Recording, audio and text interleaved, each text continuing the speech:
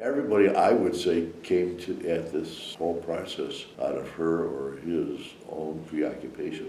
Seeing and hearing about students being, beat up on campus or discriminated against or bullied by other Georgetown students due to their, perceived sexual orientation or gender identity was very difficult. This affected us in a way no previous incident had, and other people can probably speak more directly to that. The huge takeaways from that experience, one was how basic the motivation that came out of the student activism was. That without that, nothing would have happened. Do you believe that there is a culture of homophobia on Georgetown's campus? This culture is not supportive of every member of this community. It's my intention that the work of these groups and our efforts, this initiative, this comprehensive initiative that I was describing in my opening remarks, will enable us to address that. That was a really intense experience of trying to think, okay, this really awful thing happened, but could we, ask the university to do better? For me, I remember a series of bashings. I think there was one that started and then there was another one a few weeks later. And I think after that, that really got the community organized.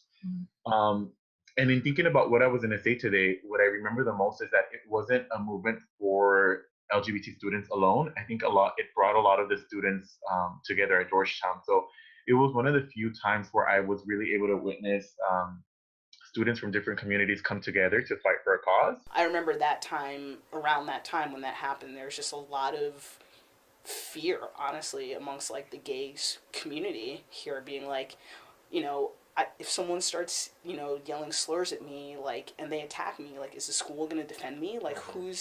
Who's standing up for me? And, I know myself in particular, I had known students before who had been in very homophobic situations before, where, the administration's response was lackluster, to say the best. And I think we basically, myself and a few other students, were just we need to have official representation within the administration. We're students here, we're just as much Hoyas as everybody else. Right. We need to have these resources available. We need to have an official voice in administration. Basically, need to have a seat at the table. Right. And that's what started the whole thing.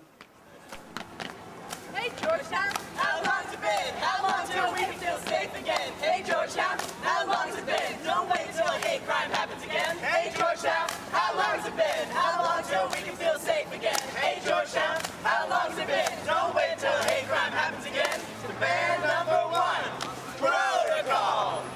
3 weeks of silence won't do that all. Demand number 2, full-time staff. We love Bill McCoy, but we want his other half. Demand number 3, education.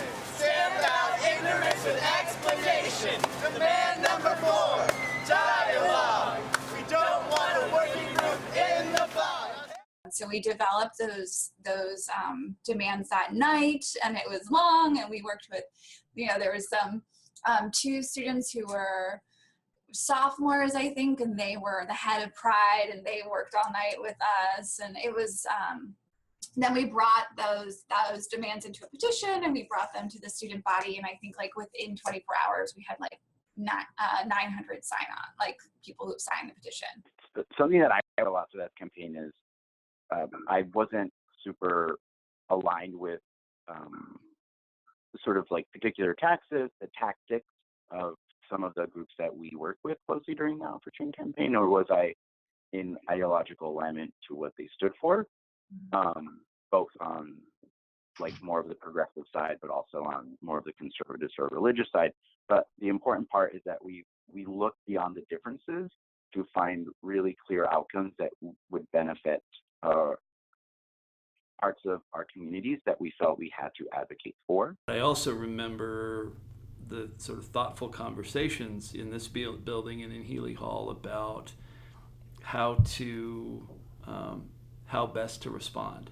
But that sort of led up to President DeGioia's town hall.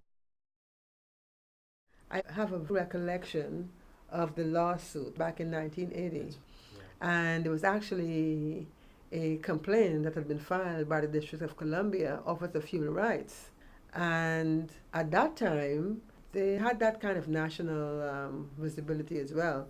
All the students wanted, as I recall, was to be able to have a place to meet and to have access to benefits and to be recognized by the university. Do you guys know who Lori Jean is? So she is a very large voice in that history. I think she's still the head of the LA Center. So I never knew her connection with Georgetown until I was here. And then I was like, she was really key and helpful and at a really tough time. And so like having her come back to the hilltop was amazing. How do you help young, developing adults of talent and energies to be basically happy and contented with who they are? October 22nd, 2007. What's going on today? We're meeting with President DeGioia at 3 o'clock to talk about the possibility of him agreeing to do an open forum with us. If I were to learn that my son or some other member of my family were to be affected by the decisions for which I have responsibility, would I feel good about these decisions? Can I square the approaches that I take as an educator and an administrator with my own moral commitments as a parent? What parent would not want all of the support that can be provided to enhance the capacity of their sons or daughters to realize their potential?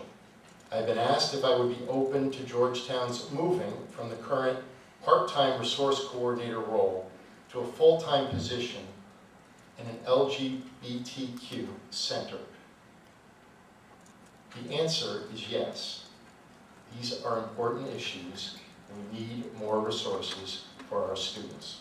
To hear President DeGioia actually announce the initiative in a packed, standing room only ICC auditorium was one of the proudest moments of my, life as a Georgetown community member. To see the leader of our institution, and the oldest Catholic and Jesuit university in the country, stand up and affirm the university's values in support of LGBTQ community members. I believe that we have real work to do. You've identified some of it in your question. We have real work to do.